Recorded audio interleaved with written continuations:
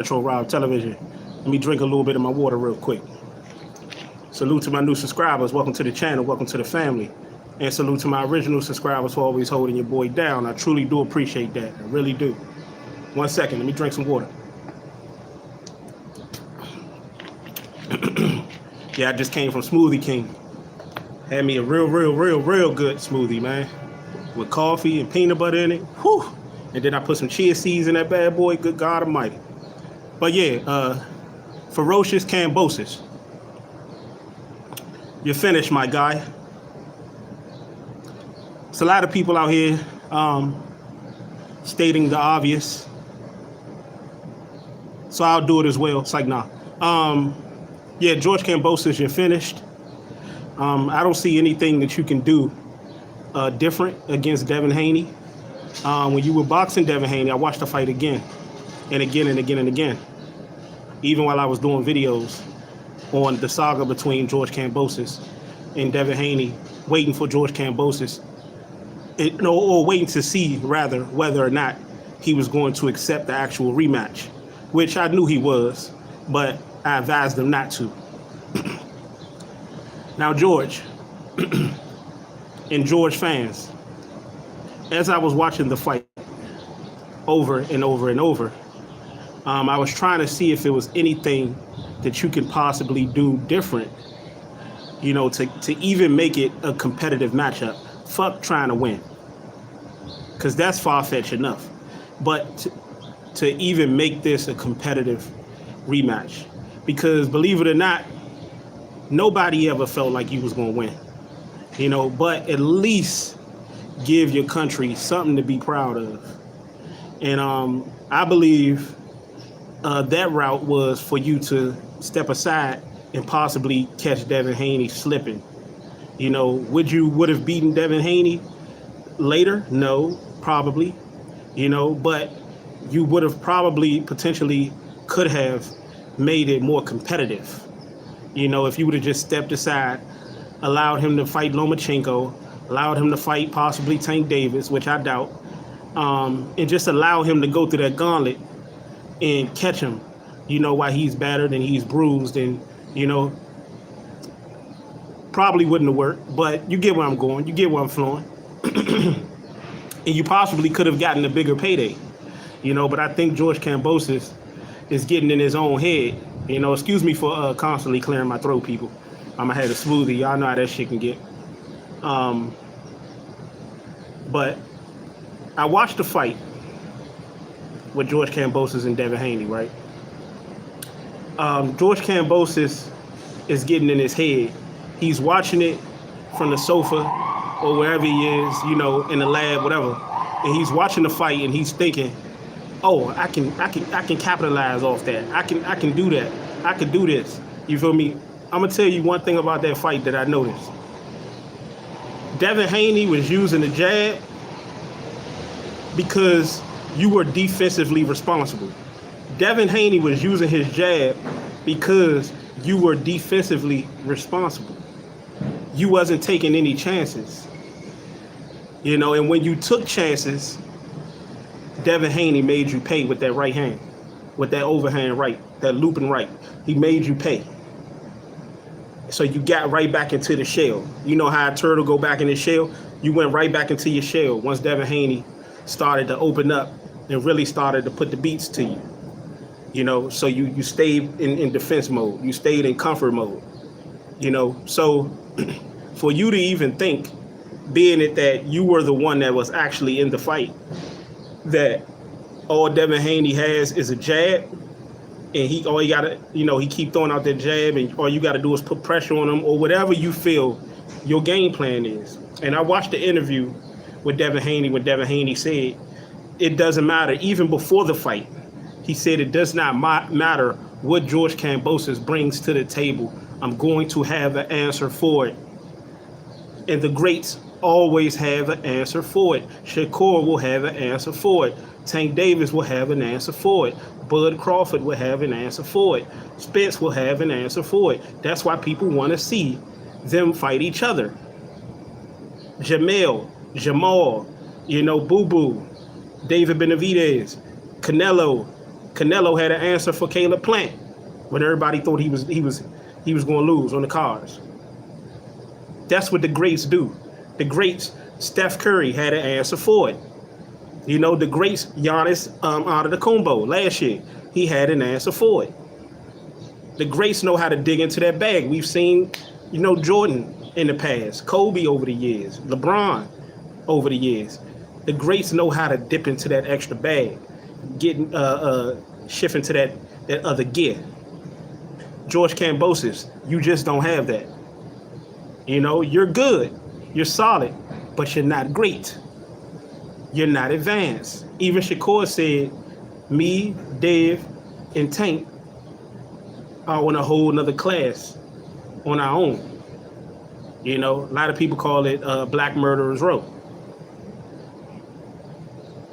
You know, you have the solid, you have the mediocre, you have the solid, and you have the good, and you have the great. You know, and you're in that solid, good. I'm not going to disrespect you and say decent. You're solid, good, but you're not in that great category. You know, I don't even know what it would actually take for you to become great. Even though in your mind, and that is the problem, a lot of these fighters in their mind, and a lot of these people in general, but we're talking about Devin Haney and Kambosos in boxing. A lot of these boxers in their mind feel like they're great. You know, I don't know how Ryan Garcia got put in place with the four kings. I don't know how Teofimo got put in there with the four kings, or I think 5 kings, whatever they call them.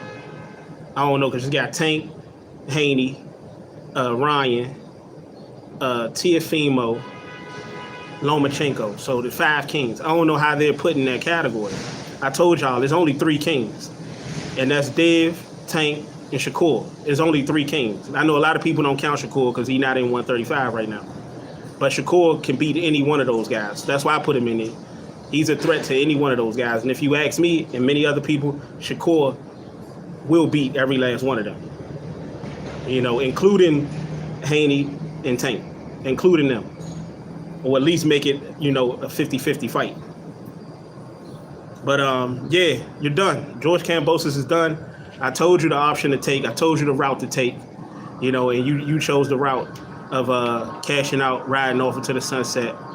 You know, and I get it. I get it. Because you're in a dilemma where if you don't take it, everybody will say you a sucker.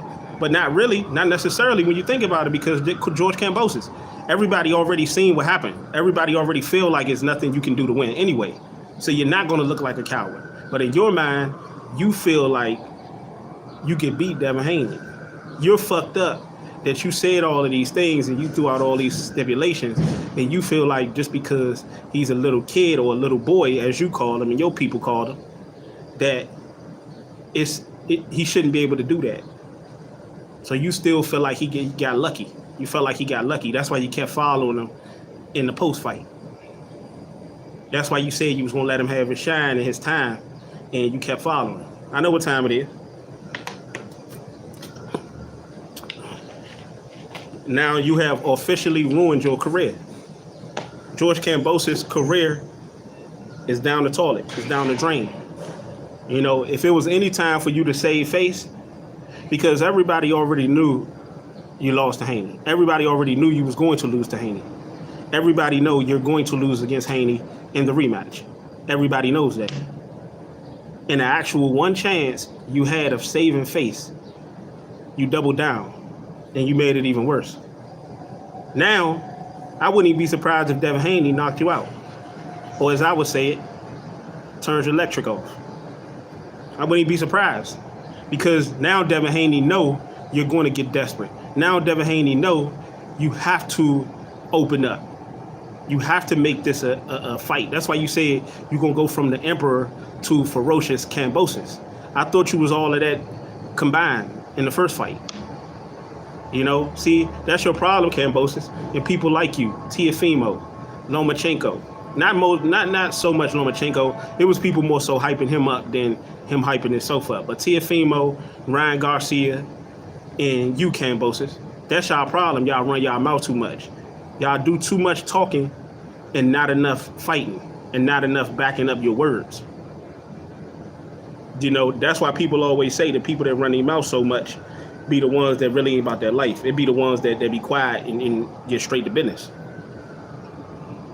So I don't know how that shit gonna do, because I'm talking about the numbers in Australia. I don't know how it's gonna do. You should have booked the fight in the States. You know, you would have did way better numbers, you know, and it wouldn't have looked so bad because you would have been on Devin's turf. So the pressure is on you. Even if Devin is the champion, the pressure is still on you. The pressure always been on you, Kambosos. And you put the spotlight on you even more, the pressure on you even more, because you started talking all this trash and you try to paint a narrative and paint a picture of Devin Haney that wasn't true. And all you did was do too much talking, and Devin Haney allowed his hands to do the talking. He allowed his work to do the talking. He did the walking, you did the talking. Now you gonna do the walking while he do the talking with his hands. You gonna do the walking after you get your ass